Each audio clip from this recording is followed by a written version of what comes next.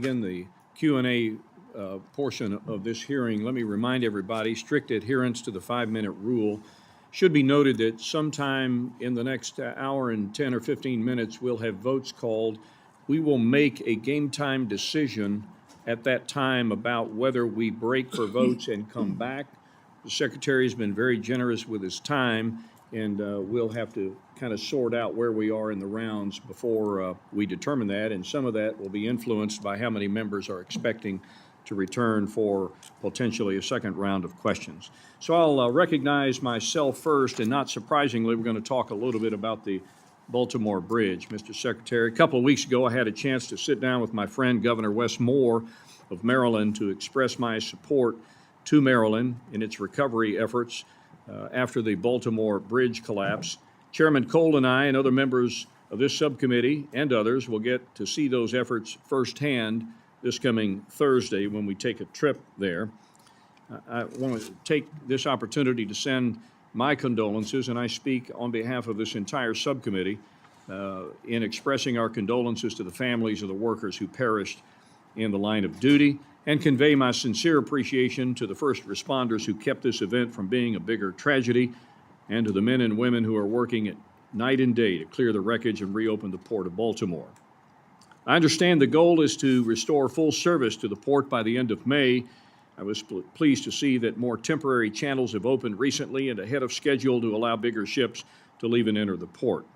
Along those lines, Mr. Secretary, give us an update on the status of the full reopening of the port, what the impact on the economy and supply chain has been, and what your department has done to help the truckers, the shippers, and other industries affected by its closure.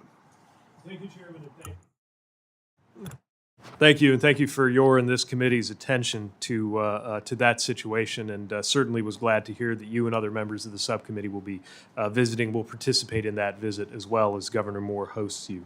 The Port of Baltimore is essential to the regional economy, and it plays an important role in the national supply chain as well, especially given its specialization in the transit of vehicles. And then the bridge itself, which provides such a vital connection for people and goods, obviously missing that has a substantial impact. There are about 30,000 vehicles crossing that bridge on a daily basis. We got to work right away as soon as we got those calls in the middle of the night, and have been working with Maryland throughout to try to help them get back to normal.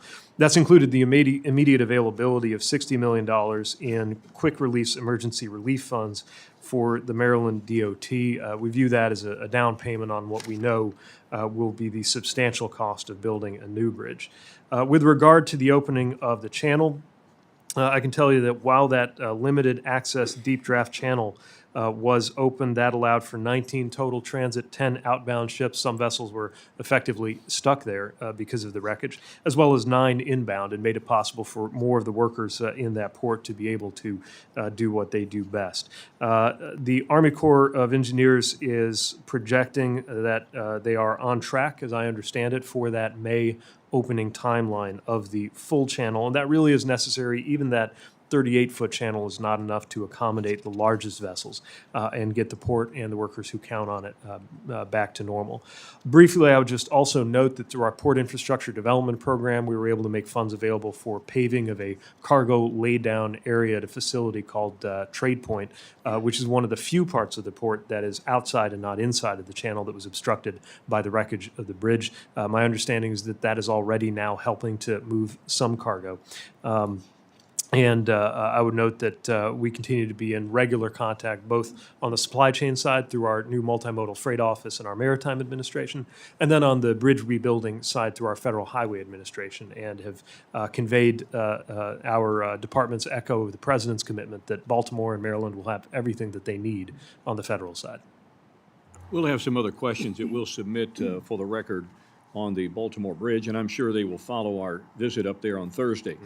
Real quickly, in my last minute, the Fiscal 24 Appropriations Act included $12 million to start the recapitalization of the National Defense Reserve Fleet, which is a project designed to help us in the Navy meet specifications and build that design out of an American shipyard.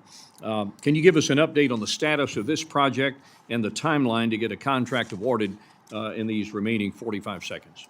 Yeah, I'll doing my best to be brief, and knowing that you'll have our MARAD administrator before you soon, I'll just note that we take great pride in helping to fulfill that important defense mission with the Ready Reserve Fleet, and are working to recapitalize it using the resources that were provided, while candidly noting that it has been a challenge to recapitalize the vessels as quickly as they are going out of date. But my understanding is that we are on track to proceed with that, and we'll be happy to invite the Maritime Administrator to provide a more fulsome update when there's the opportunity later today. Thank you. Mr. Quigley. Thank you, Mr. Chairman. I want to associate myself with the remarks the chairman made about the tragedy in